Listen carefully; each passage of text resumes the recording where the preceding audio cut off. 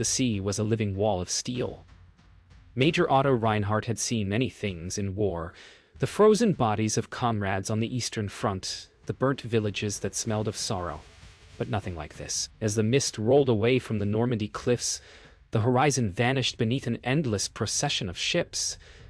They came like an iron tide, black silhouettes against the silver dawn, stretching farther than the eye could follow. 7,000 vessels, maybe more, crawling toward France as though the entire world had come to erase his homeland. He steadied his field glasses, the glass trembling in his hand. Around him, young soldiers murmured prayers, eyes wide with disbelief. Otto felt the weight of inevitability. Not fear, not yet, but a heavy certainty that history had turned against them. Behind him, Lieutenant Karl Meissner spoke softly. "It looks like the sea itself has chosen sides." Otto lowered the binoculars, his face carved in shadow, and whispered, "Then we'll make our stand on the sand." The first shells came before the sun had fully risen.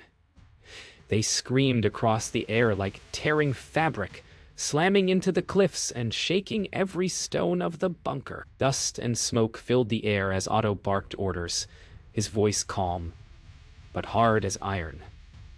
Karl repeated them down the trench line, trying to sound braver than he felt. Heinrich covered his ears, the noise so loud it stole his breath. Outside, the beach glowed red beneath the explosions. Otto stepped into the open air, the ground trembling beneath his boots. He had fought Russians, partisans, and rebels, but never an enemy that came like this from the sea itself, endless and unstoppable. As fire rained from the sky, he realized he wasn't watching an invasion. He was witnessing a reckoning. Ornt. Pre-saving words be. The bombardment grew heavier, a constant roar that erased thought. Otto moved through the bunker like a ghost, his mind sharp and silent amid chaos. Men shouted into field phones, only to find the lines dead. The concrete walls trembled with each impact, dust cascading like snow. Karl staggered toward him, coughing through smoke, shouting that the western gun had jammed. Otto didn't hesitate. He took the ladder, climbed into open air where every sound was thunder, and ran through the trench toward the battery.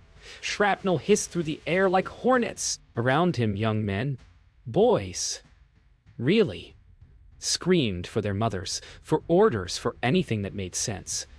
And Otto, carrying the weight of all of them, pressed on through the fire. The western gun lay silent, half buried beneath rubble. Otto crawled through the debris, checking the crew. 2 were dead, 1 dying, the rest too dazed to move. He barked at them, pulled one by the collar, forced him to his feet. He'd been trained for command, but not for this kind of hopelessness. The cannon's barrel was split, twisted metal steaming from the impact. Above, Allied bombers roared overhead, blotting out the sky. Karl's voice crackled faintly through the field radio, then vanished again into static. Otto stared at the shattered gun and felt something he hadn't felt since Russia: futility. The kind that breaks even the strongest officers' will. The sky was burning when Otto finally looked west again. The invasion was no longer distant. It was upon them. Landing craft swarmed toward the beaches, waves filled with men, tanks, and fire. Otto stood motionless as Karl and Heinrich ran to his side. "Orders, Herr Major," Karl shouted. Otto's reply was quiet, almost tender. "There are no orders, only the sea." Then, louder, "All guns, fire at will." The coastal batteries thundered in unison, the sound of defiance swallowed by the storm. The men cheered, but Otto didn't. He knew the truth. No wall could stop what was coming. The horizon had become destiny, and it was moving fast. The first wave struck like a storm, breaking on stone. Otto watched through his binoculars as the landing craft dropped their ramps, releasing dark figures into the surf. Men poured into the sea, hundreds at a time, pushing through bullets that shredded the water around them. Machine guns opened up from every bunker. cutting the beach into ribbons of spray and blood. Karl screamed orders, his voice nearly lost beneath the thunder. Heinrich fired until the barrel of his gun glowed red, tears mixing with sweat and smoke. The smell of cordite and burning oil filled the air. Otto stood unmoving, a man caught between duty and disbelief, staring at an ocean of bravery and death. The Americans kept coming. Otto could see them fall and rise again, dragging the wounded, crawling through sand that swallowed their boots. Every meter they gained cost them lives. His gunners reloaded frantically, ammunition running low. Karl's helmet was gone, a streak of blood across his temple. "Thou break through the wire," he shouted. Otto turned, calm amid chaos. "Then we fight closer." The cliffs shook as Allied battleships fired another salvo. The sound tore the air apart. Heinrich screamed when a shell hit nearby, the blast throwing him backward. Otto dragged him up by the collar. "Stand! As long as we breathe, we fight." For a moment, silence. The gunfire faltered, the air thick with dust. Then came the flamethrowers. A roar of liquid fire poured into the nearest pillbox, turning it into an inferno. The screams that followed made Heinrich drop his weapon and cover his ears. Karl pushed him behind a sandbag, firing into the smoke until his rifle jammed. Otto could taste the salt and smoke in the air. He looked across the beach, and for a fleeting instant, through the haze, he saw an American officer, calm, steady, leading his men forward through hell. Otto stared at him, wondering what kind of courage it took to run toward death instead of away from it. The defenders were running out of everything. Ammunition, sandbags, men. Otto moved from position to position, shouting encouragement, his voice cracking. The younger soldiers looked at him like a father they desperately wanted to believe in. Karl sprinted past him, carrying new ammunition belts, his uniform blackened by smoke. A blast hurled him off his feet. Otto caught him mid-fall, dragging him to cover. Blood pooled beneath Karl's arm, but he forced a grin. "Still alive," he gasped. Otto didn't smile. He looked to the beach and saw the impossible. The Americans had reached the wire. The wall was breaking. The sea was no longer visible. Only fire and men and metal. Otto stood on the ridge as his last gun fell silent. He saw Allied tanks rolling off landing craft, waves of infantry following, and above it all, the sound of freedom roaring louder than any cannon. Karl leaned against the wall, pale and bleeding, whispering that the line was gone. Heinrich wept openly, his rifle limp in his hands. Otto took one last look at the horizon, at the endless gray sea that had once guarded Germany, and whispered to himself, "It's over." But even as he said it, he raised his pistol and ordered the men to fall back inland. The world had changed in a single morning. The roar of guns faded behind them as Otto led the survivors inland through the shattered countryside. Smoke hung low over the fields, mingling with the scent of wet earth and cordite. They passed burned-out vehicles, broken helmets, and the wounded who called weakly for help no one could give. Karl staggered beside him, his sleeve soaked with blood, refusing to slow down. Heinrich trailed behind, staring blankly at the sky as if the clouds might carry him home. In a small village, what was once a chapel now stood in ruin, its spire bent, its bell half buried in rubble. From inside came the sound of a woman's voice singing softly amid the chaos. Otto paused. For the first time that day, the war around him seemed to hold its breath. Inside the ruined chapel, time seemed to stop. The flicker of candlelight danced on broken stained glass, scattering color across shattered pews. Sister Claire moved quietly among wounded soldiers, both German and French, pressing cloth to wounds, whispering prayers in a voice that felt too gentle for such a place. Otto entered cautiously, lowering his pistol. Claire looked up, unafraid. "If you're here to kill," she said softly, "you were too late." Death already lives here. For a moment, Otto forgot his uniform, his rank, his orders. He simply nodded, removing his cap, and helped her lift a bleeding man onto a cot. The world outside was ending, yet here, amid ruin, compassion still breathed. For hours, they worked together. Enemies turned silent allies beneath the weight of mercy.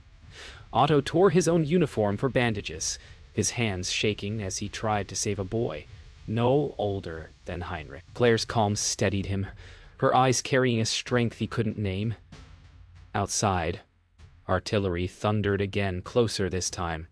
Dust rained from the ceiling, and a crucifix trembled on the wall. "You should leave," Claire whispered. "They'll come soon." Otto shook his head. "If they come, they'll find me doing something worth remembering." She looked at him then, truly looked. And in that single moment, the walls between nations, languages, and wars fell silent. The ground trembled as Allied shells struck the outskirts of the village. Carl clutched his side, grimacing. "They'll overrun us within the hour," he muttered. Otto didn't answer. His gaze lingered on Claire, who moved fearlessly through falling dust to shield the wounded. "You believe God is here?" he asked quietly. She turned, eyes clear despite exhaustion. "He's here," she said, "in those who choose mercy over orders." Otto looked down at his hands, hands that had carried a rifle for too long, and realized how heavy they'd become. Outside, a bright flash lit the windows, shaking the last of the glass loose. War was coming for them, but in her voice, Otto heard something stronger than the sound of guns. By nightfall, the village was burning. Otto and his men prepared to retreat through the woods, but Claire refused to leave her patients. "If I stay," she said, "they have a chance." Otto stepped closer, his voice breaking. "And if you stay, you'll die." She smiled faintly. "Then I'll die doing what's right." The words struck harder than any bullet. Carl gripped Otto's shoulder, urging him to go. But Otto couldn't move. For a brief moment, amid the glow of burning houses and the cries of wounded men, he saw what the world might be if humanity ever learned to choose compassion over conquest. He saluted her silently, then turned into the smoke. Dawn crept over a landscape of ruin. Otto and his surviving men stumbled through shattered hedgerows, the echo of distant gunfire haunting every step. Smoke from burning villages drifted across the fields, heavy as fog. Carl limped beside him, pale and bleeding, his breath shallow but defiant. Heinrich carried the last ammunition belt over his shoulder, face gray with exhaustion. The radio hissed with static. No orders, no contact, only the hollow sound of a war unraveling. Otto stopped at a ridge overlooking the countryside. Allied tanks moved like shadows in the valley below. "It's done," Carl murmured, voice hoarse. Otto didn't answer. He already knew. The fatherland was breaking apart, and there was no command left to follow. They took shelter in an abandoned farmhouse, walls riddled with bullet holes. Heinrich found a canteen and rationed what little water remained. Carl lay near the hearth, feverish, muttering half-formed orders. Otto sat across from him, staring at the field map on the floor. A map that no longer meant anything. The red lines of defense had vanished beneath ink smears and ash. "We held the wall," Carl whispered. "For nothing." Otto looked up, his voice quiet but steady. "Not for nothing, for each other." The words surprised even him. The sound of distant artillery punctuated the silence like a fading heartbeat. Outside, the wind carried the faint echo of church bells, a melody from another life. Afternoon brought the sound of engines. Otto peeked through the shattered window and saw American jeeps cresting the hill. The farmhouse was surrounded by open fields. Nowhere to run, nowhere to hide. He turned to Carl, who now struggled to breathe. "Leave me," Carl rasped. "You can still reach the woods." Otto knelt beside him. So I won't leave another man behind. Carl smiled faintly. Blood at the corner of his mouth. You already have. You left yourself somewhere back at the sea. Heinrich trembled in the corner, clutching his rifle. Herr Major, he whispered, what do we do? Otto's eyes hardened. We do what soldiers do when the world stops listening. We endure. The first shells landed nearby, rattling the walls. Heinrich fired blindly through the window, the recoil knocking him backward. Otto pulled him aside, shouting for calm. But the young soldier had broken, eyes wild, breath ragged. They're everywhere, he screamed. Outside, American infantry spread across the fields, cautious but relentless. Carl coughed, trying to speak, but no sound came. Otto gripped his shoulder gently, then reached for his pistol. For a moment he thought about ending it, ending the fear, the failure, the war inside his head. But when he looked at Heinrich's trembling face and Carl's fading eyes, something stopped him. He holstered the gun and whispered, "Not yet." The walls gave way before nightfall. Allied gunfire shattered the door, splinters flying through the air. Otto dragged Carl behind a fallen beam, shouting for Heinrich to fall back. A grenade exploded near the entrance. When the dust cleared, Heinrich was gone. Silence filled the room again, broken only by Carl's ragged breathing. Otto took his hand. "Rest now," he whispered. Carl's lips moved faintly. "It's been an honor." Then he was still. Otto sat beside his body until the light outside faded into night. When he finally stood, he was alone, the last echo of a broken army. Through the ruined wall, he could see the distant glow of Allied flares, painting the horizon white. The line had finally broken. When the sun rose again, it did so over silence. The guns were gone. The echoes vanished. Otto stood among the ruins of the farmhouse, his hands stained, his body trembling from exhaustion. Outside, American voices called to one another, cautious, confident, alive. He stepped into the open, raising his hands slowly. For the first time in years, he felt the weight of his weapon missing, and it was almost a relief. Across the field, American Rangers emerged from the smoke, rifles leveled. At their front was Captain James Miller, a man with eyes that spoke of fatigue and burden, not hatred. The two soldiers, enemies by uniform, brothers by endurance, stared at one another for a long, unspoken moment before Miller nodded once, signaling mercy instead of death. The Americans disarmed Otto and searched the farmhouse. They found Carl's body, covered by Otto's coat, and paused in silence. Miller signaled for his men to lower their weapons. "You buried him?" he asked quietly. Otto nodded. "He was my officer." Miller hesitated, then said, He was a soldier." There was no anger in his tone, only understanding.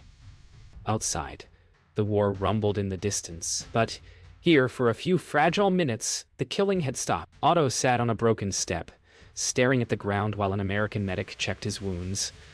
"You fought well," Miller said. Otto looked up, eyes hollow.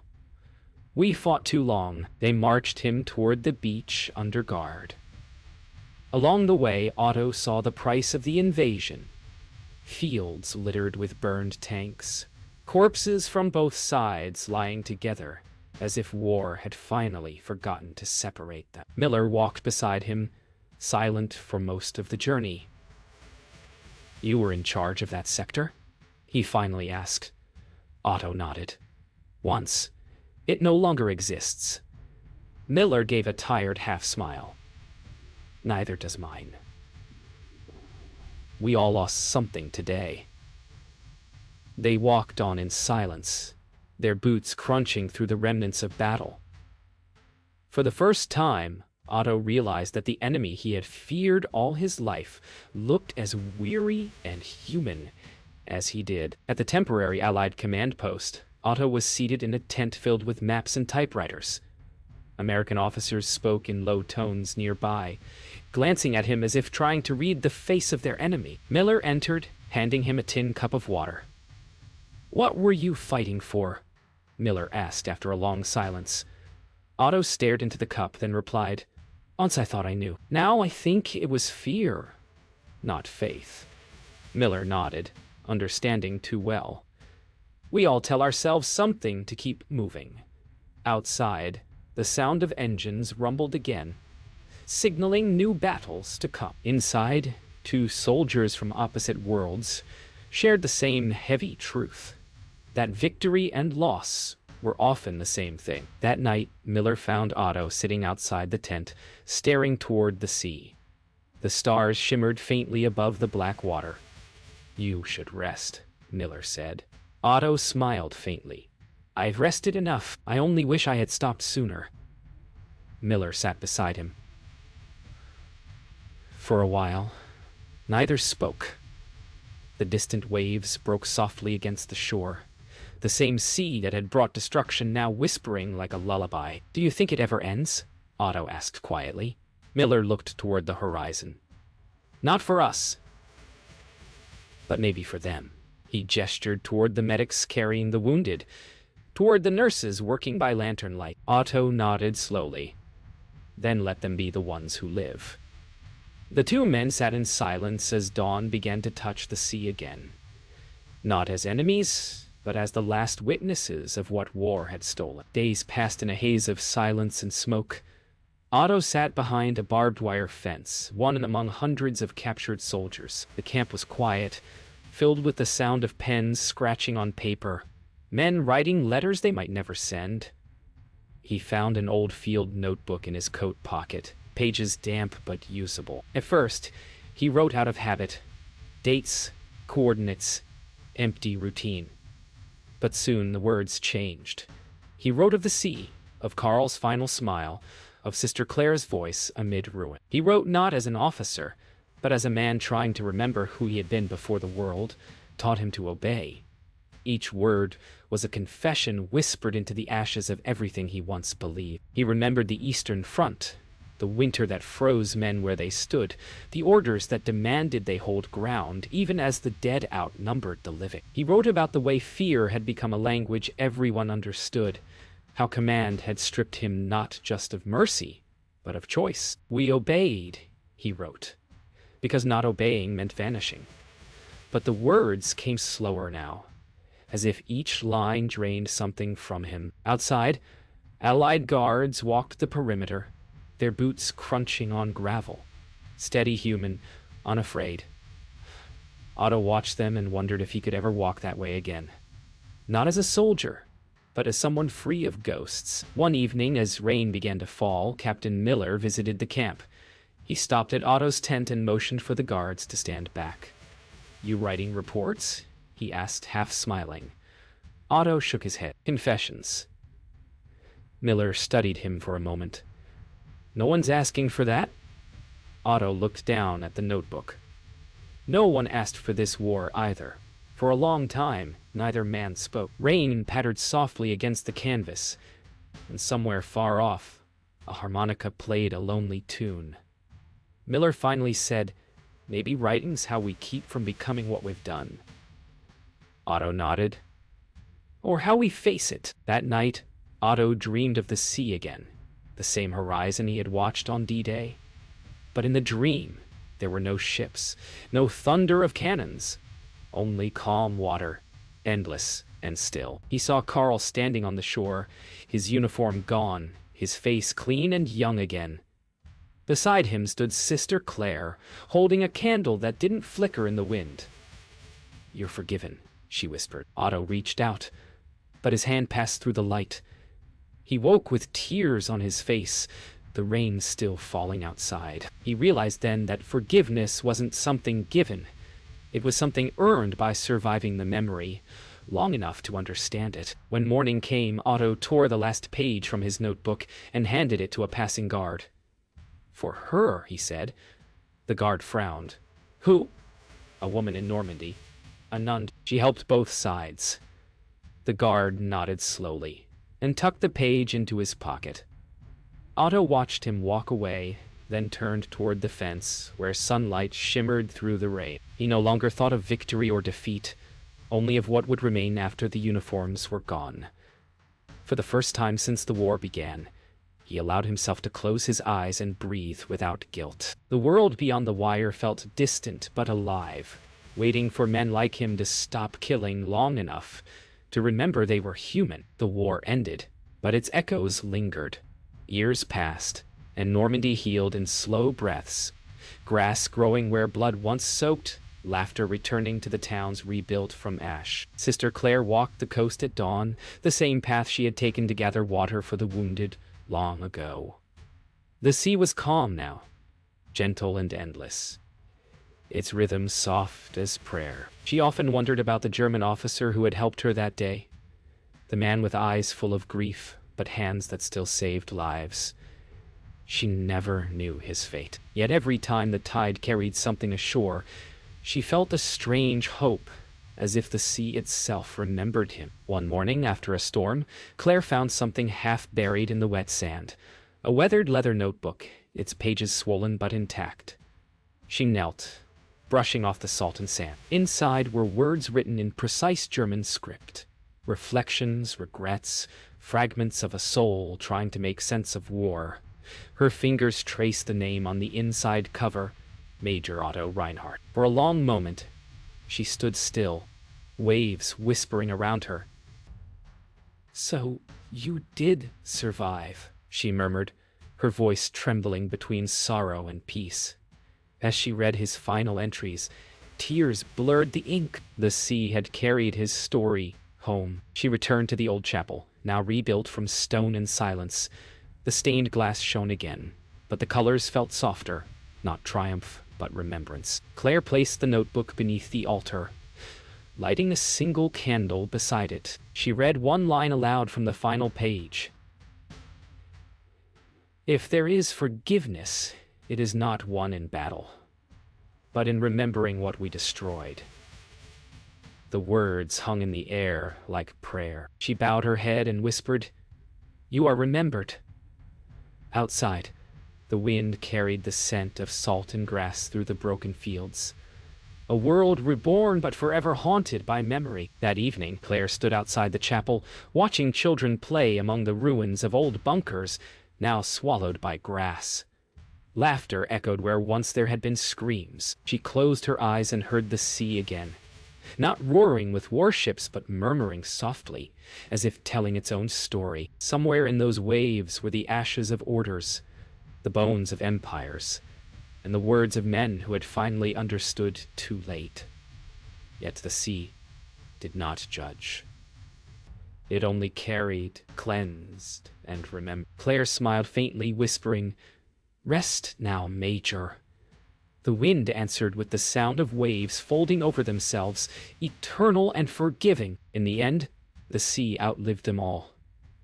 It outlived the armies, the walls, the flags. It carried stories instead of soldiers now.